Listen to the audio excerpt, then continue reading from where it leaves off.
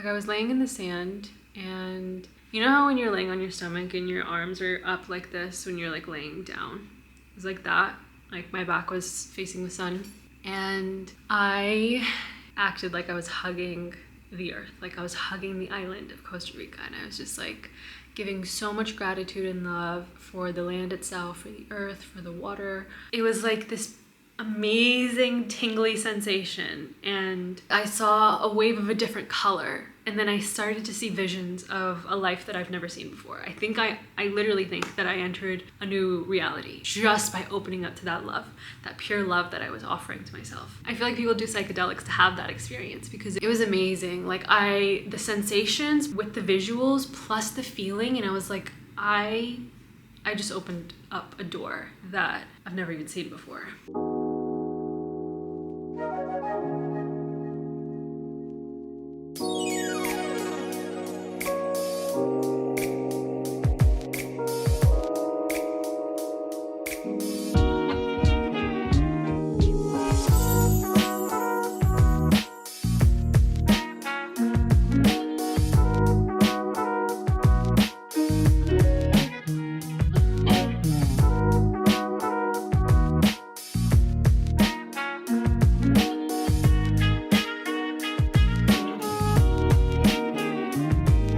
I'm leaving the beach. I had a long day. I didn't plan on being there for literally all day, but it took me 2 hours to get there just because I took the back roads like a silly duckling. I didn't look at the fucking map before I started driving, and it took me through the bumpiest, roughest freaking mountain road. If it's even a road, I think it was just a trail. I think I have abs from driving on that road because I had to like tense up my core and my legs to like brace for all the bumps that were coming. Crazy. But I am leaving the beach area now and driving back to my Airbnb, which is about an hour away. I had to check the maps this time. Gorgeous. Anyways, I had a beautiful day at the beach. I journaled about it. I'm gonna share some things later. I did a 3-mile run. Oh my fuck. So I got there much later than I expected to. Like I said, I took the back roads and I got a little lost. I tried to be at the beach by noon, and I was running for about an hour, so it was like I was running at high sun. It is one of the hardest things I've done in a long time. And I think it's because it was so hot and I was over caffeinated. Chose to drink coffee instead of water, unfortunately. I don't know why I did that. Alas, I did it though. I finished the run, 3 miles. Holy shit. The last 0.6 was hell. We're on the courses. Oh, they're beautiful. Hi, babies. Wow. Holy shit, the mental game I had to play to keep going was crazy. I finished the run and I was like, we cannot pass out in the middle of the woods right now. Like, we cannot pass out on this trail. So I like sat in the dirt with the ants and the lizards, and I just like did my best not to lie down. The walk back to my car was wild. So I was the only, I don't know what people thought I was doing before, because I left the beach area and I was walking through the town and I'm drenched in sweat and I'm still deep breathing and the sun's still blazing and I'm like a zombie. And I was also talking to myself while doing it out loud. The fact that I was able to even talk out loud is like, that should be even wilder. But I finished and then I sat on the beach with my fruit and my yogurt. I ate like a monster. Like, I ate so fast. And then I just like chilled in the water, and I learned a lot through this process today. While I was at the beach, like I was laying in the sand, and you know how when you're laying on your stomach and your arms are up like this when you're like laying down? It was like that. Like my back was facing the sun. And I just like, I very intentionally acted like I was hugging the earth, like I was hugging the island of Costa Rica, and I was just like giving so much gratitude and love for the land itself, for the earth, for the water, for everything. And I was just connecting with it, feeling the energy of it, because the energy of different places feels very different. So I was like, let me see what's up with Costa Rica. and it was beautiful.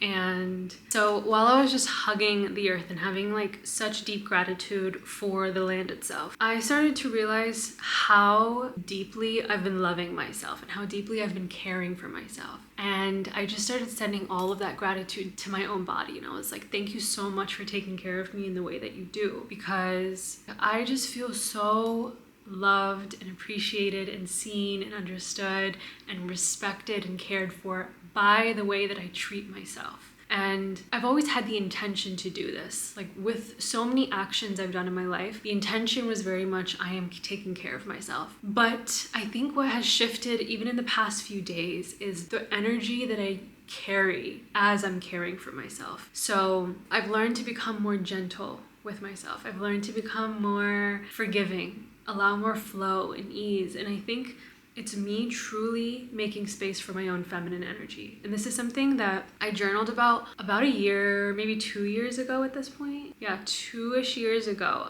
Around 2 years ago, I was journaling about how I couldn't access my own feminine energy. And the reason I couldn't access my own feminine is because that part of me, which is so wise, all of our feminine energies are so wise, did not feel safe with me. It knew that if it were to come out, that I would abuse it, that I wouldn't take care of her properly, that I wouldn't know how to nurture her. And something that I learned just recently, like in the past week, maybe even yesterday, I think it's just been like a buildup of lessons I've been receiving, and also the intention I've been carrying is, how do I open up to this part of myself? And when we talk about creative energy and sensual energy and making love to myself and allowing flow and creativity and ease, all of this is the feminine. And the way that I felt loved by myself was like, I think it reminded me of the way that men on Instagram ask women to show up for them.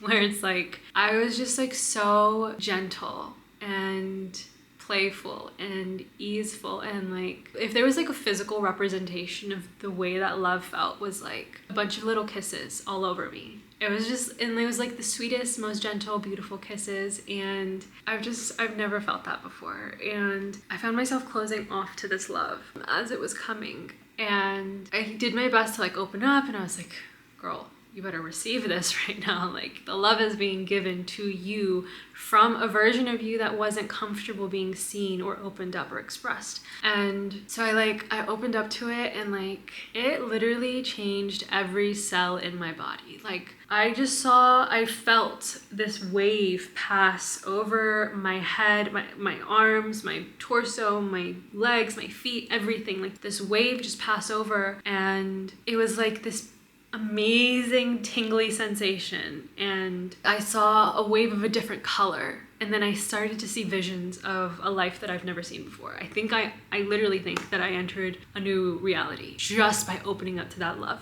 that pure love that I was offering to myself. I feel like people do psychedelics to have that experience because it was amazing. Like the sensations with the visuals plus the feeling, and I was like, I just opened up a door that I've never even seen before. When I first recognized that I was abusing my own feminine energy, it kind of reminded me of what happens to farmland when it's been abused and overused, when it leads to barren wastelands, or what's described as abandoned farmland or degraded land. And this is essentially when the land is unusable for agriculture growth because of either soil erosion, nutrient depletion, overgrazing, anything that leads to poor crop yields and makes it unsuitable for farming. And this is so similar to how I view the life force energy in my own womb, in my own body, my own feminine energy, of this potential to have a wasteland, to have a barren space in my body because I've abused it. I've tried to force things to grow, to create, to produce, when that's simply not how things work. And when we do that with our land, with our earth, she responds in such a way where she just stops functioning. She will stop growing. She will stop showing up. And the same happens with our own feminine energy in our bodies. And once I opened up to the idea that I am not meant to produce constantly. I am not meant to run like a hamster on a wheel. I am not a machine. I am a woman. And as a woman, I allow ebbs and flows. I allow myself to function through the seasons. I allow myself to simply exist sometimes and have nothing to show for the beauty inside of me, for the creations I hold, for the life force energy, because it's not for show. It is sometimes just for me, sometimes for me to witness and to hold and to admire and to love. And I'm finding that sitting with myself so deeply and so lovingly used to be uncomfortable. I can feel the difference in my body if I face myself and I sit in silence.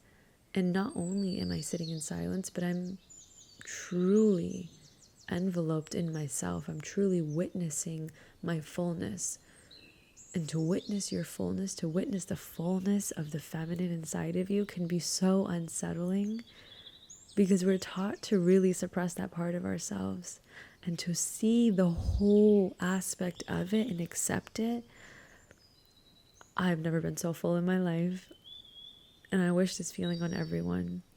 I hope everyone finds this fullness in themselves, and it takes truly turning inwards and seeing self and accepting self and recognizing you are more than enough. You are everything you need to be. You were created as you are, and that is enough. You are enough. Let yourself be enough.